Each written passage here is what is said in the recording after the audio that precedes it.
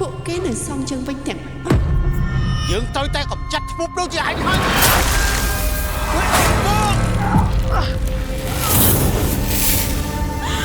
មិនថាធ្វើបាបក្មេងវាទៅធ្វើស្អីពួកឯងវាបំពេញអញ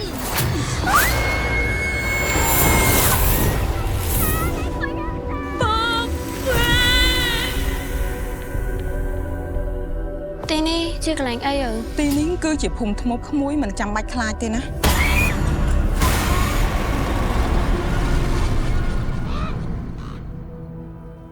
ខ្ញុំដឹងថាមីលាជាមនុស្សល្អខ្ញុំជឿលើអារម្មណ៍របស់ខ្ញុំថាមីលាជាមនុស្សល្អកុំជឿជាក់លើអារម្មណ៍របស់លោកពេកហើយឆាប់តាមខ្ញុំទៀតទេបើមិនចង់ឲ្យមានរឿងអាក្រក់ចូលមកក្នុងជីវិតរបស់លោកទេតែបងមិនព្រមឲ្យរឿងនោះកើតឡើងជាដាច់ខាតអញ្ចឹងក៏ចាំមើលចុះថាខ្ញុំនឹងនាយអ្នកណានៅរស់ឲ្យប្រកាសឡោហើយដែលមិនបាហត់នេះសម្រាប់ពួកខ្ញុំមែនទេអញនឹងកាប់អាចាស់តាមមកបងទៅតាម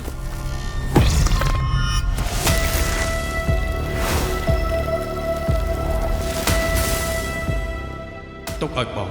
សងការឈឺចាប់គ្រប់យ៉ាងជំនុំពុកចោះមីលី